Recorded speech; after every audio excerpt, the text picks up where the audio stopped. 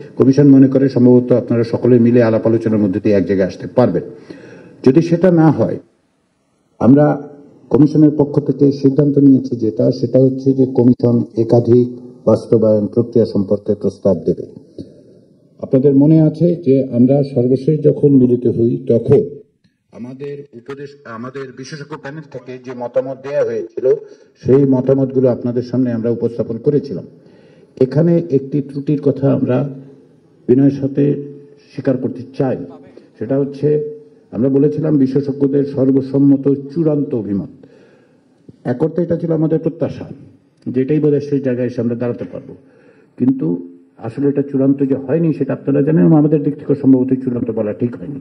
সেজন্য আমরা কমিশনের পক্ষ থেকে আন্তরিকভাবে দুঃখিত। আর বাস্তবায়ন প্রক্রিয়ার ক্ষেত্রে আজকের এই বৈঠকের উদ্দেশ্য, 18 দিনের ব্যবধানে আজকে আপনাদের কাছে আমরা এসেছি একটি মাত্র কারণে, সেটি হচ্ছে আপনাদের পক্ষ থেকে যদি আরো সুনির্দিষ্ট, সুস্পষ্ট এবং স্বল্প প্রস্তাব থাকে বাস্তবায়নের, তাহলে আমাদের পক্ষে সেটাকে ইনকর্পোরেট করে, সেটাকে সমন্বিত করে আমরা অন্তর্বর্তী সরকারের কাছে বাস্তবায়ন প্রক্রিয়ার বিভিন্ন উপায় উপস্থাপন করব। আমাদের লক্ষ্য হচ্ছে যে অবশ্যই 15ই অক্টোবরের আগে এই প্রক্রিয়া শেষ করতে হবে। সামনে নির্বাচনী প্রক্রিয়ার সঙ্গে আমরা দেখতে পাচ্ছি যে রাজনৈতিক দলগুলোর বিভিন্ন সাংগঠনিক ব্যস্ততা আছে, নির্বাচনী প্রস্তুতি আছে, আপনারা বিভিন্ন এলাকায় যাচ্ছেন, সেগুলো যেন বাধাবিঘ্ন না হয় সেটা আমরা করতে চাই। তাছাড়া মেয়াদের দিক থেকে 15ই অক্টোবরই মেয়াদ শেষ হবে, তারও আগে আমরা এটা শেষ করতে চাই। সেই বিবেচনায় আজকে আমরা প্রত্যাশা করছি, আমরা আশা করছি যে আজকে আপনারা সুনির্দিষ্টভাবে উপস্থাপন করবেন।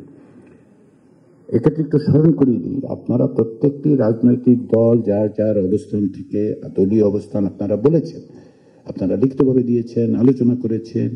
আমরা সব মিলে আগে যে 3 দিন বৈঠক করেছি সেক্ষেত্রে আপনারা বলেছেন। ফলে আপনাদের প্রতি আমাদের আন্তরিক অনুরোধ হচ্ছে একটাই, দলীয় অবস্থানটা আমরা জানি, সকলেই জানি, পরস্পরও জানি। আপনার পাশে যিনি বসে আছেন, আপনার থেকে দূরে যিনি বসে আছেন তিনি জানেন। ফলে এটার পুনরুচ্চারণ করে খুব বেশি অগ্রসর হওয়া যাবে না, কারণ একই কথা আমরা বারবার বলছি।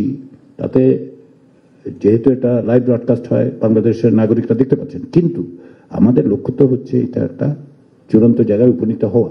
সেই জায়গায় যেহেতু আমরা সংবাদপত্রে খানিকটা দেখেছি, কিন্তু সবটাই সংবাদপত্রে গণমাধ্যমে দেখা যায় না। আমরা জানি যে আপনাদের মধ্যে আলোচনা হয়েছে, তার ভিত্তিতে আপনারা যদি দলগত বিবেচনার বাইরে গিয়ে সম্মিলিতভাবে কোনো প্রস্তাব দিতে পারেন, সেটা নিয়ে আমরা আলাপ আলোচনা করব।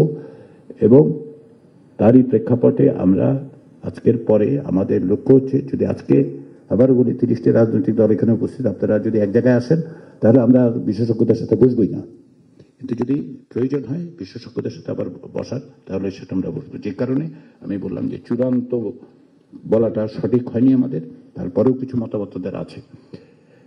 সবশেষে যেটা আমি স্মরণ করিয়ে দিতে চাই, যেটা আপনাদের আমার স্মরণ করিয়ে দেওয়াটা প্রয়োজন নেই, তারপরে আমি স্মরণ করিয়ে দিতে চাই, সেটা হচ্ছে আমরা সকলে এখানে উপস্থিত হয়েছি একটা ব্যাপক গণ অভ্যুত্থানের মধ্য দিয়ে।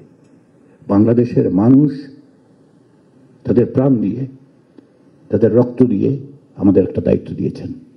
আপনাদেরকে দায়িত্বটা দিয়েছেন আমাদেরকে, আপনারা তার অংশীদার। আপনাদের কর্মীরা জেল, জুলুম, অত্যাচার, নিপীড়ন সহ্য করেছে 16 বছর। আপনাদের কর্মীরা প্রাণ দিয়েছেন, নাগরিকরা প্রাণ দিয়েছেন। তাদের একটা স্বপ্ন আছে, একটা জবাবদিহিমূলক রাষ্ট্র যেখানে আমরা সকলে আমাদের নাগরিকের অধিকার সুরক্ষিত হবে। সেই রকম একটি রাষ্ট্রের জায়গায় যাওয়ার জন্য যে সংস্কার, সেই দায়িত্ব আপনাদের উপর অর্পিত হয়েছে, আমাদের উপর অর্পিত হয়েছে। এটা কেবল দায়িত্ব নয়, এটা আমাদের দায়। আমরা আমাদের সকলের আন্তরিক প্রচেষ্টার মধ্যে দিয়ে এই জায়গায় এসেছি। এই দায় আমাদেরকে পালন করতে হবে।